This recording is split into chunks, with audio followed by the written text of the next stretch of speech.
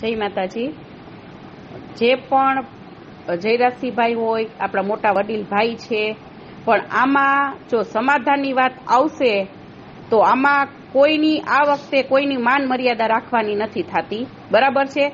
કેમ કે આખા સમાજનો પ્રશ્ન છે, આ બેનો દીકરીઓનો પ્રશ્ન છે, આમાં કેવી રીતના બધાનું માન રાખવું, બરાબર? દર વખતે આ જ આપણા સમાજમાં થાય છે અને આમાં જ આપણા સમાજ પાછળ પડી ગયો છે કે આવી રીતના આમ બધાનું માન રાખીને આખા સમાજની પથારી ફેરવી નાખવાની, બરાબર? અમારે બેનું દીકરીઓને શું સમજવાનું, અમારે 5 જગ્યાએ જવાનું એટલે એ લોકો એવું જ કે શું તમારા લોકોએ કરી લીધું, સમાજના લોકોએ શું કરી લીધું? તો પછી આપણે આમ જો બધાનું માન ને બધું રાખવું હોય ને તો પછી બાયું ચડાવી નીકળાય જ ને, તો પછી આ વિરોધ જ ન કરાય જો આવું બધું કરવાનું હોય ને। અને હું તો કહું કે જો કદાચ આવી રીતના આપણા આગેવાનો, આપણા સમાજના આગેવાનો, આપણા રાજકીય પક્ષે લેવલે જે આ મોટા મોટા બધા છે એ લોકોને જો આ જ બધું કરવું હોય ને તો મહેરબાની કરી અને આવી આગેવાની નો લ્યો, સમાજની પથારી નો ફેરવો, બરાબર?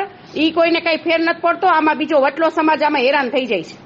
એટલે આમાં જો સાચું ને સારું રિઝલ્ટ આવે તો સારું છે, બાકી આમાં એક જ વસ્તુ છે, સમાધાન કેવી રીતના કે આપણે રૂપાલાભાઈને ટિકિટ રદ કરવાની આવે, એક જ સમાધાન, બીજું કાંઈ સમાધાન નહીં, બીજી કોઈ ચર્ચા જ આમાં કરવાની નથી થતી। એની ટિકિટ રદ કરે, બીજાને ટિકિટ આપે, બસ ઈ જ આપણો ઓલી માંગ છે, બીજી કઈ માંગ જ નથી। તો બધા રાજકીય લેવલે જો આપણા ભાઈઓ ને આપણા બધા બહેનો હોય ને એ લોકોને આપણે સપોર્ટ કરવાનો હોય આ વખતે આપણા સમાજને, કેમ કે આ છેલ્લું જે આપણા બહેનો દીકરી ઉપર વાર થઈ ગયો છે, જો એમાંય આપણે માફી માંગી લઈને આપણે સમાધાન કરી નાખવાનું, તો ભાઈ કેવી રીતના, શું કામ અને શું કામ માફ કરવા જોઈએ, બરાબર? તો આ વસ્તુ અયોગ્ય જ કહેવાય।